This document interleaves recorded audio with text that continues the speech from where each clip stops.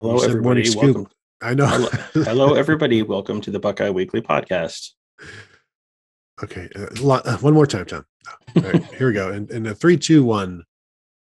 Hello, everybody. Welcome to the Buckeye Weekly podcast. I am Tony Gerdeman, here as always with Tom Orr. Tom, how's it going? Tony, you know we're all about the look behind the curtain on this Mm, show. And you just did what I will do every once in a while on the morning scoop, where I've done the exact same show intro for 400 something episodes now. And every once in a while, instead of just going on autopilot, I will stop for just a half a second and think about what I'm supposed to say, and then I will immediately vapor lock. You just did that. I had to remind you. Hello, everybody. Welcome to the Buckeye Weekly podcast. Noodle soup. Yeah, it was a great moment in podcasting history. I am absolutely guilty of having that exact same moment on my show, so I totally understand. But I just did want to make fun of you for it. I'm reminded of, and I've maybe have told this story after having a similar vapor lock, which you have also explained to the listeners before. My senior year in high school, like towards the end of the year, completely forgot my locker combination. Couldn't for the life of me remember it. And I had to go to the office and be like, hey, you tell me my locker combination? And they look at me like, it's May. And you're just now forgetting your locker. Like, have you not been in your locker all season long, all year long? Like, no, I have. I just, when I went to turn it this morning, I didn't know what numbers were. And I had just completely gone. And it's one of those things where if you don't think about the lyrics of songs, you know them. But like once you start thinking about it, you're like, oh, what rocket red glare, and so that was me. So thank you, Tom, for sharing that with everybody. Always appreciate that. I just, as you were saying that, I'm like, I just remembered my high school locker combination. I cannot, I walk out of Kroger and I'm like, crap, where did I park? But I can remember my high school locker combination. Getting old is great, everyone. Yeah, yeah. I mean, I can tell you my like as a 10-year-old my phone number, but Mm-hmm. like I couldn't tell you any of the other phone numbers. I can, now I can tell you my phone number. But yeah, just certain numbers and whatever. And sometimes they're gone. And then once they're gone, although Tom just remembered his. So congratulations, Tom. Thanks for making me look even worse today. Appreciate it. That's Any, pretty much what we do here. Go on. Anybody else remember your high school locker combinations? Whatever. Nobody Leave it in cares. the comments. Don't do it. So here we are. It's Thursday. It's our game preview show. Pretty big game. Ohio State at Michigan. Ohio State down to like an 8.5 point favorite. It's been, and we'll do a little weekend preview as well. But Tom, I have not weekend preview show tomorrow. Sorry, I have not really paid attention to the line in this one because I feel like I don't need Vegas to tell me about this game, and it's weird where we did a show I think yesterday, and I asked you like, what is even the line, and it's like by Tuesday or Wednesday, you figure I'd be locked in on that, especially for a game this big. But it doesn't really apply to me and this game like Vegas because I feel like we've watched these games as closely as Vegas, and 8.5 points. Does that surprise you? I mean, Based on what we've seen from these two teams, it feels low.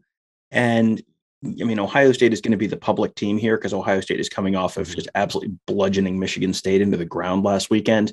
And also Ohio State having won this game, 15 of the last 16 times they've played it, or whatever the number is.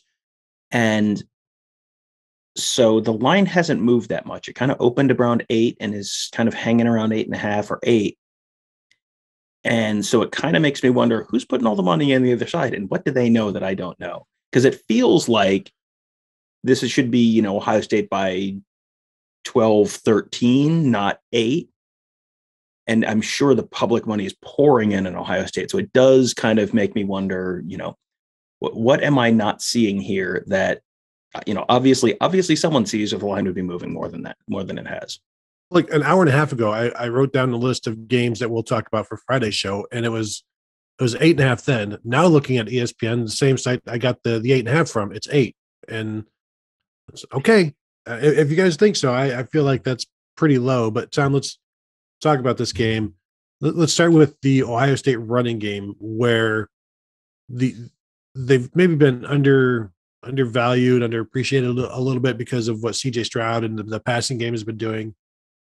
The receivers are obviously outstanding, but let's not forget that Ohio State can run the ball, leading the nation in yards per carry at some good number. Now, in young and in conference games only, that number comes down a bit to, I think that maybe like 8th or 11th in the nation, something like that, where still really darn good. And really, that's the stat to keep an eye on more so than yards or anything like that, because that gives you a better idea of what they're capable of if they wanted to run the ball 40 times, and which they really haven't done. But I think when you look at the Ohio State, the ability of the Ohio State running game with some cracks that we've seen from this Michigan run defense, 181 yards rushing last week for Maryland, not sack adjusted, 199 against Michigan State. Even I think Penn State was like 170 sack adjusted, and their running backs were having some success. And so you're looking at what other teams have been able to do as November has gotten here, the wear and tear maybe on the Michigan defensive line. I really think there's an opportunity here for Ohio State. Michigan is not allowed 200 yards rushing in a game this season. If Ohio State wants to, I think they do that. I think that's quite possible that Ohio State hits 200 yards rushing, because the numbers that you were looking for earlier, Ohio State 5.9 yards per carry. Second in the country is Utah at 5.7, Louisville at 5.6. Florida's fourth at 5.5. They're almost a half a yard better than the number 4 team, the number 5 team in the country. And they are a half yard better than the number 6 team in the country. I mean, that is a pretty dominating run game. Michigan is better against the pass this year than they have been against the run in terms of just percentage of an opponent's average. They were around 80% in the 80% of an opponent's passing average, 90% of an opponent's rushing average, which is just like, it's fine, but it's not remarkable. They're 27th in the country in rushing themselves, but it is, this feels like an area where, everyone is sort of assuming Ohio State is going to throw, because that's what they've done the last couple of weeks. It feels like running the ball. Michigan is 29th in the country in opposing rushes, average per rush at 3.6. Michigan State was 17th at 3.5. Like, I mean, they're fine, but they're not remarkable in any way. Ohio State 11th in the country in that department. So it feels like it's going to be there, because I think Michigan's past defensive numbers have been propped up a little bit by the fact that they haven't played a lot of teams that can stress them downfield. So I think they're going to have to, I don't think they can afford to let Ohio State tear them apart in the passing game and say, no, well, we're going to control the running game. I don't know that they can really afford to do that. So I think some of those holes are going to be there for TreVeyon Henderson. I think, we had talked about, TreVeyon Henderson, like a potential over-under of 175 yards rushing for Ohio State. I think they're going over that number and could very well be over 200 on Saturday. Yeah, and when you look at the yards per carry of the teams behind Ohio State, those teams, at least the top 3 or 4, all have quarterbacks who run the ball. This is just Ohio State's running backs and sometimes their wide receivers running the ball. And to me, that's more impressive when defenses know that the quarterback isn't going to be part of that, and yet the running game is still there. And there's just some softening of the Michigan defense. It's just a matter of blocking all of these different looks that Michigan is going to provide, which takes us to Michigan's pass defense against Ohio State's pass offense. And essentially, like in most of the metrics, Michigan has a very good pass defense. They're number 7 in yards per attempt. They are number 8 in passing yards allowed, whatever. But, passer rating, they're number 9. So, like, in all of the standard metrics, I don't know about the analytics, but like in all of the standard metrics, they're top 10. But like you said, when you look at who they've played, you have to wonder, like, it's not a who's who of quarterbacks. It's not a who's who of passing offenses. I think we talked about it in the Tuesday live show. The best quarterbacks they've played have been maybe Sean Clifford, Adrian Martinez, and Peyton Thorne. And it's really hard to get an idea of how good your pass defense is, not just against those quarterbacks, but against those offensive lines. And right. The Penn State offensive line is bad, Yeah, I mean, I think Sean Clifford is going to be up there in terms of the best quarterbacks they've played, but he was running for his life a huge chunk of that game because Penn State's offensive tackles are just turnstiles this year. I think there was a graphic during that game that they had given up 19 sacks or 21 sacks or something between the two of them. Ohio State's tackles have given up, I think, 1 sack this year. It might be 0, but it's just, this is not the same thing at all. If you're stressing those corners, this is something that Chris Olave said earlier in the week. If you're a wide receiver, you're not going up against the defensive backs. You're going up against the defensive line. You have to get open before that defensive line gets there. So if Chris Olave has 2.5 seconds to get open, that's pretty tough. If Chris Olave has 3.5 seconds to get over and can make a double move or fake, just make a little fake and fake inside and go back outside or whatever it is, then that's not quite so hard to get open. And I don't think Michigan's pass rush is going to be able to get there nearly as consistently as they did against Penn State and nearly as consistently as they have in some of the other games this season, where they've made those like game-changing strip sacks and drive-killing sacks and, drawn some holding penalties that have killed drives. I don't think they're going to be able to do that as effectively against Ohio State as they have most of the year. And then we're going to really find out about Michigan's defensive backfield, because the corners have been better this year, but the corners haven't been tested the way they were last year. So it's like, what grade do you want to put on them? Because I kind of want to put an incomplete on them right now, where, it's great that you looked good against Rutgers. It's great that you looked good against Indiana. The final exam is coming, and I don't know if you're quite as prepared as you think you are coming into this game. I think the interior pass rush is what has given Ohio State more trouble than the outside pass rush. That's where they need to do something. That's where Michigan needs to do something. Maybe it's some stunts and things like that. But that's really what would force CJ Stroud out of the pocket, maybe into a defensive end. Mm-hmm.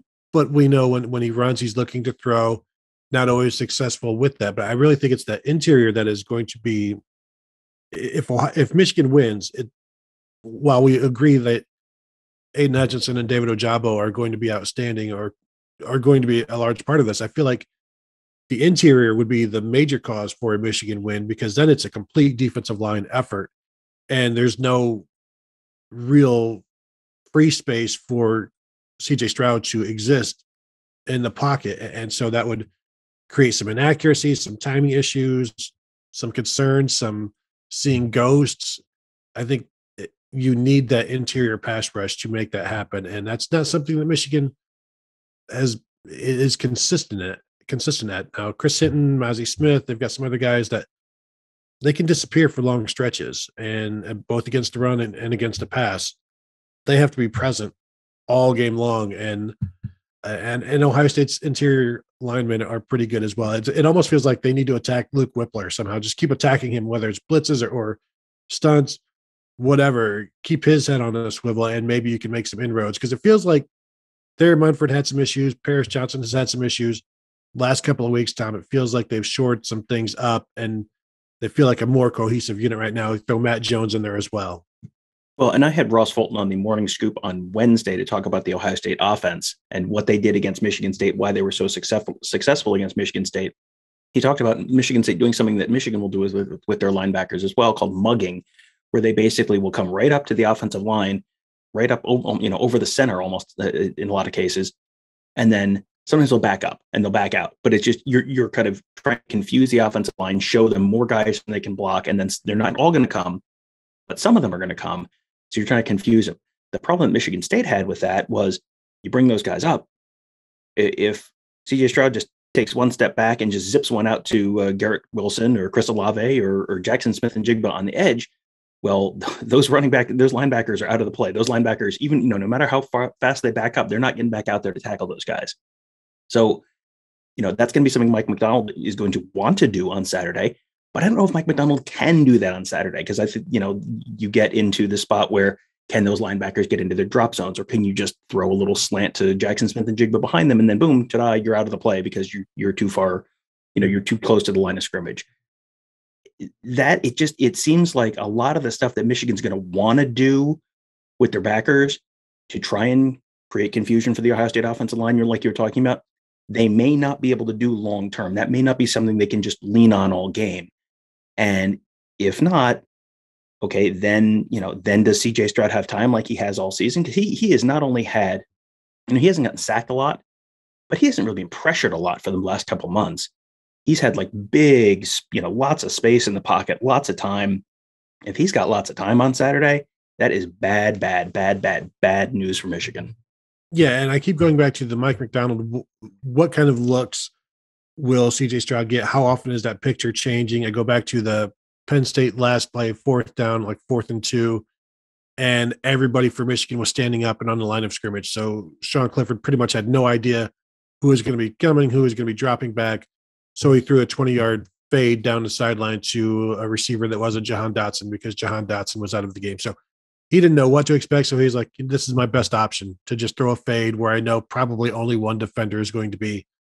And of course, it was incomplete and the game was over.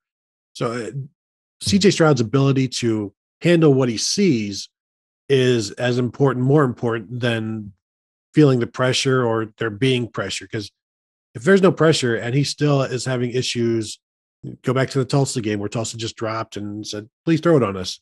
Now we've seen other teams do that since, and he's thrown it on them. So I don't expect Michigan to sit back. They're going to try to confuse him, change some pictures, pre-snap, post-snap, whatever, drop more guys back than, on the line of scrimmage, and just try to change some things and make it as confusing as possible because, you've got to make up for the skill advantage basically for Ohio State and muddy it up a bit and use that NFL decided schematic advantage that you brought to Michigan, Tom. That's where I am. Yeah. And, I think the part of the game, the question is how well is the Ohio State offensive line going to hold up against what Michigan's trying to do with stunts and all that kind of stuff. And that's a reasonable question.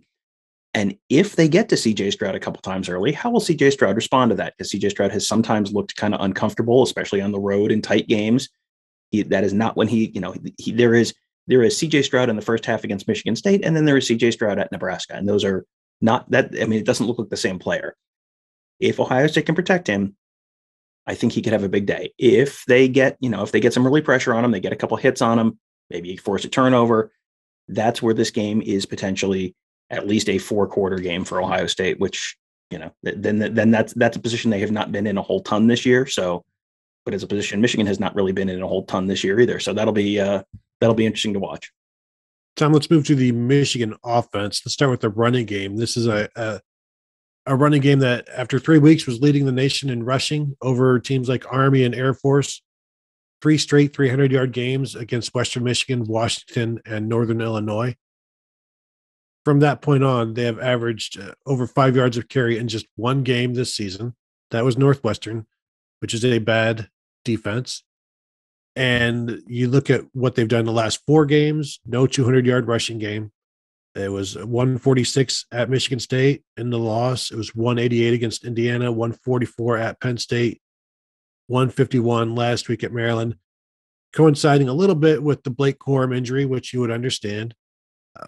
But we don't know how healthy he's going to be. So this is what Michigan's running game is right now. And even with Blake Corum, I think he's missed the last 2 or 3 games. Like he was there for Michigan State, I believe, right? And was a little ineffective there. I can look real quick. I believe that's right. I'm pretty sure I remember him making a play in that game. Yeah. He's played 2 games this year, or he's missed 2 games. He played 13 for 45 against Michigan State, 1 carry for 4 yards against Indiana, and left the game with the foot injury. So like that was starting to be solved a little bit, even against Wisconsin, 15 of 46 for Blake Corum. We know there was a stretch there where he and Hassan Haskins got figured out. And so this is a Michigan running game that I think people still think it was. Some people still think what it was back then because they look at the overall numbers. But this is not that Michigan running game. This is a Michigan running game that is, I don't want to say it's struggling because Hassan Haskins rushed for 156 yards against Penn State, but they controlled the game and it took them 31 carries. Like, I guess 5 yards a carry at Penn State, you would probably take that for your top running back, provided you're getting 30 carries out of it. If you're only getting like 15, it's not good enough because you're not establishing things. So Michigan has been able to establish things and pick up third downs. I should check to see what their third down rate has been in the last 3 games because I bet it's pretty good because they're not overly explosive offensively, but they're able to establish the run and just keep churning. It's not explosive. It's not dynamic. And I think you need that against Ohio State. And they're going to have to do some things they haven't done. And maybe it's Donovan Edwards catching the ball. Maybe it's Hassan Haskins catching the ball. Maybe it's AJ Henning running the ball. Mike Sainer still. They're going to have to spread it wide so that Hassan Haskins is more effective north and south. Yeah, if Ohio State can kind of sit in the box and just kind of focus on stopping the run, Michigan, that's going to be a big problem for Michigan, because then you're asking Cade McNamara to consistently move the ball down the field. And he's been okay this year. He hasn't been a disaster or anything, but it just, there are things that he excels at and things that he very much does not. And, anything close to the line of scrimmage is like, all right, this is Cade McNamara country. And then once you get like 10, 15 yards past the line of scrimmage, it's like, here be monsters, like on those old seed monster or the old maps that they had for the Explorers. Like anything past 15 yards is just here be monsters for Cade McNamara. So if you can't run, then you are very, very, very limited in what you can do. And I have some concerns about Michigan's ability to run the ball consistently, because Ohio State has given up 3.1 yards per carry on average this season. That's 11th in the country. That's pretty good. Michigan's defense has not been bad against the run, but they're 29th in the country. 11th in the country means you are facing, it's not like teams have been, not everyone has been able to do the Purdue thing. Like people have not been able to run the ball, and it's not just total yardage where, well, Ohio State's up by 1 million. That includes all the garbage time. That includes all the backups for Ohio State. The teams have just not been able to run the ball in Ohio State.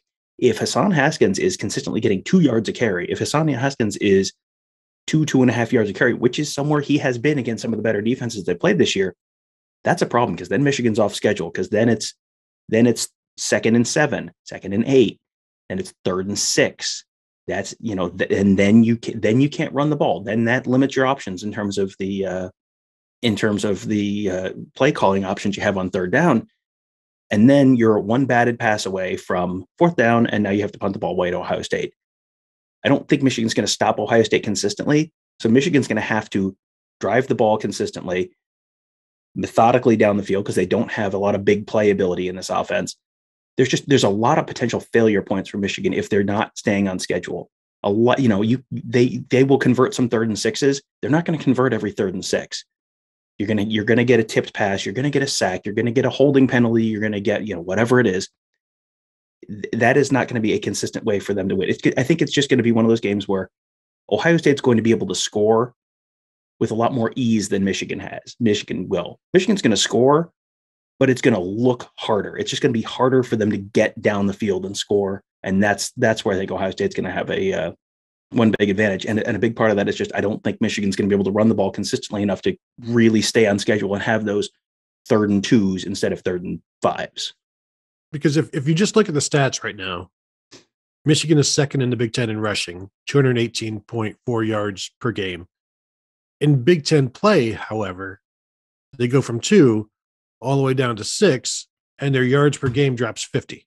So they're averaging 168 yards rushing in Big Ten play. And Tom, this is Big Ten play right now, and maybe more than any other Big Ten game. So this is not the second best running game in the Big Ten. It's Michigan. It's an average running game, averaging 4.1 yards per carry in Big Ten play. Hassan Haskins averaging 4.7 yards per carry in Big Ten play.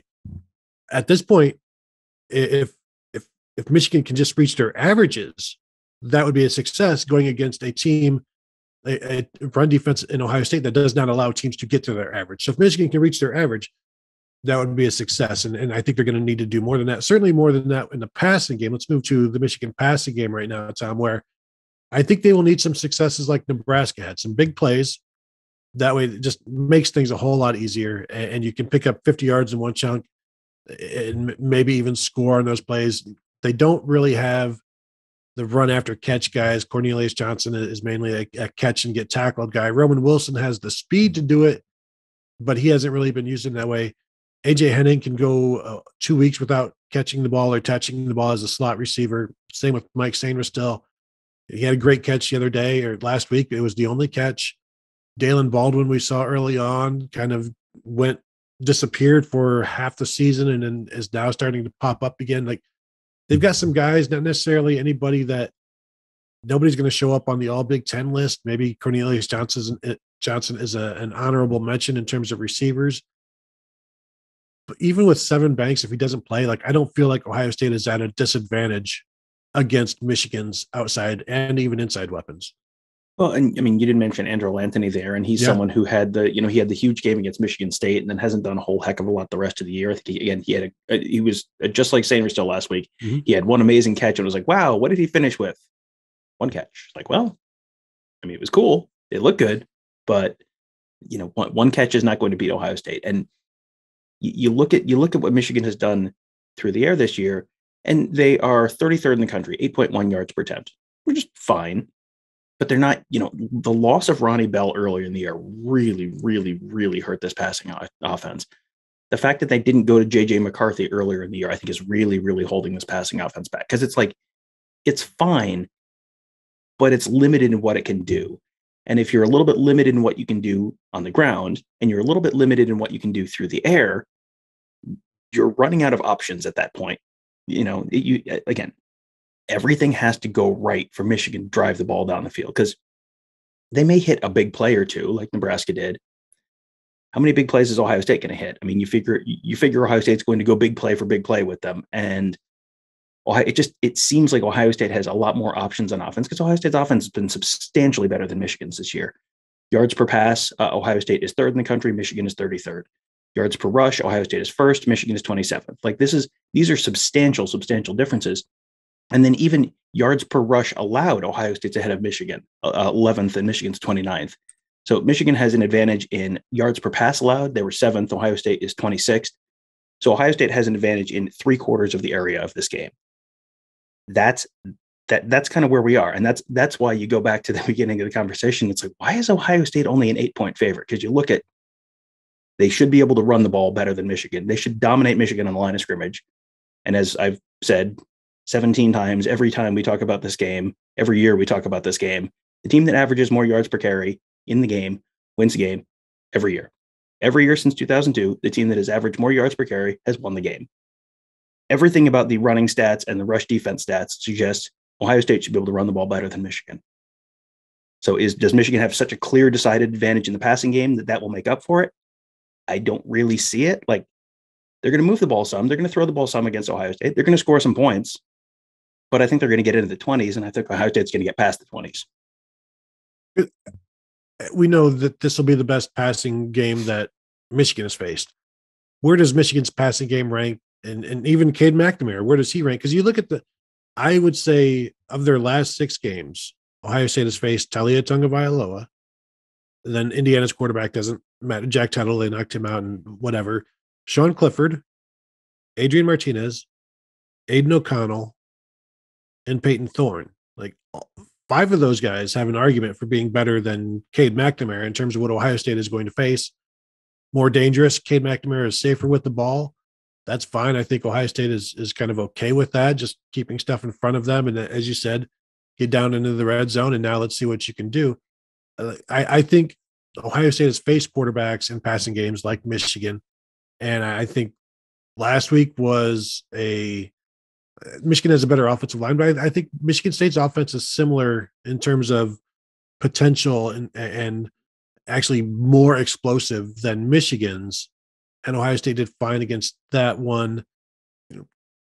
Penn State was able to score 24. So there's, as you said, there's going to be some points scored, but I don't think this is going to be anything unfamiliar for Ohio State's pass defense. Well, I think one of the big questions to me is, how many times is Michigan facing a 4th down in the red zone? Because if you're not able to run the ball consistently, and the field starts getting compressed, and you're not able, it's not like downfield throwing is a big thing for them anyway. But if the safeties are coming up and the field's a little more compressed, and you got to fit it into tighter windows, how many 4th downs is Michigan to face in the red zone? And then do they go for it? Do they kick field goals? Because field goals are not going to do it on Saturday. They are not going to do it. I feel like they're facing 3 4th downs in the red zone over the course of the game. I mean, is that low? Is that high? What do you think? If Michigan is facing 3 4th downs in the red zone, I think whether they kick or they go. Yeah, I don't have an issue with that. I don't think that's probably pretty standard. And so, okay, he'll kick one, they'll go for it and they'll make it on one, and they'll get stuffed on one. So then you get 10 points out of 3 red zone trips. As difficult as I think it's going to be for Michigan to be methodical, Michigan's not probably going to score a lot of big plays. you're not scoring a lot of 70-yard touchdowns against Ohio State probably. So, unless they block a punt, unless they run back an interception or something like that, you're going to have to execute real well in the red zone. And it seems like that's another potential failure point for this Michigan team, where if you're not able to dominate the line of scrimmage and you don't have like incredible game breaking receivers, I mean, like Eric All's great, but I mean, is this, and I think tight end could be a matchup issue for Ohio State. But, if you take Michigan has the tight end advantage, has an advantage with the tight end in the passing game, and Ohio State's advantage is Chris Olave, Garrett Wilson, Jaxon Smith-Njigba, TreVeyon Henderson. Like, I mean, yes, they both have a thing, but one of the things seems like it's potentially going to be significantly more important than the other. And if we haven't mentioned the advantage with Eric All enough, there we just did. And also Donovan Edwards, who knows what the passing game with the running backs. But if your hope is the running backs and the tight ends, that's pretty telling. Tom, I have not sent my game pick in yet to Mark. I have not put a game score in my mind. I wrote one down, and I feel like I don't know if this is because Ryan Day is going to like I feel like if Ohio State is winning, Ryan Day is going to want to attack another score on the board. But I don't know if my final score here has that touchdown tacked in or not. Do we want to go ahead and give a score? That's really what we do on the show, right? It is what we do in this show, and I have not put one together either. I mean, I have a range, and I probably just at some point need to pick a score. So I will go ahead and pick a score. So do you want to go first if you have one written down? Sure, I will go. I'm going 45-24. Okay. And I don't know if that 45 is because of the touchdown that just gets tacked on, or because I feel like if they're at 45-24 and they've got the ball with like 7 minutes left, Ohio State does, Ryan Day is going to want 52. Yeah, I think that's probably true. Although, does he get CJ Stroud out of the game? Because that would be a really stupid way to get CJ Stroud hurt. But maybe they're just handing it off, and they're handing it to Mayan Williams at that point because keep TreVeyon Henderson on the sideline and healthy. Yeah, I mean that sounds about right. I mean, I had decided on 42-28 because I think it's I think that this is a game where Michigan's going to score, and Ohio State fans are going to freak out because Cade McNamara is going to be completing passes underneath. There's going to be a lot of like 7-yard passes, and if those turn into 10-yard gains, like okay, you just don't let them turn into 30-yard gains. If Michigan, I'm baffled. I'm still baffled at the fact that they unleashed Donovan Edwards in the passing game last week instead of letting that be the, release the Kraken against Ohio State. Cause that's what they need. They need a guy like that for Ohio State to have to worry about and to potentially catch Ohio State by surprise with. If they had sprung that in Ohio State, I think that, you're getting a couple drives out of that before Ohio State figures out how to deal with it. Now Ohio State's had a whole week to scheme against it. I got the throwback touchdown on the kick return to put that on film and make Ohio State waste time. Donovan Edwards in the passing game is not making Ohio State waste time. Donovan Edwards in the passing game is like, this is something that would work against Ohio State if you caught Ohio State off guard. I'm still baffled at them using that against Maryland when they really didn't have to. But that's something that I think could work for Michigan. But I don't see the wide receiver talent. I don't think they're going to be able to run the ball. I don't think they have the big play wide receiver talent, and I don't know how consistently they're stopping Ohio State on offense. I think Ohio State's going to have, Ohio State might put up 3 touchdowns in each half. Michigan's going to have 3 touchdowns through 3 quarters. Like it's just at some point they're not going to be able to keep up. You're going to have red zone issues. I'm going to lose my mind if Jim Harbaugh kicks a bunch of field goals. I'm going to lose my mind. He did that 2 years ago. He kicked just a terrible field goal in the 3rd quarter when it was like, read the room, brother. Like, you're not stopping this offense. Kicking field goals is a loss. I can feel it, and I'm going to lose my mind when he does it again. He has to, like, you got to go. Like, this is every drive is a 4-down drive past, once Ohio State starts going, every drive has to be a 4-down drive for Michigan once they get into plus territory. I'm not 100% sold that Harbaugh will do that.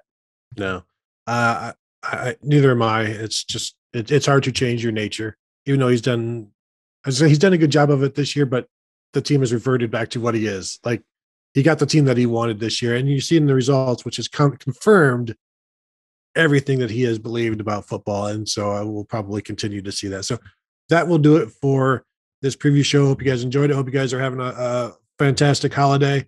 Thank you for allowing us to be part of it, even if you waited until Friday to do so. Whatever, we're not judging, or even Saturday. Hope you guys have a great one. Hope you had a good one. And we will talk to you tomorrow with the weekend preview.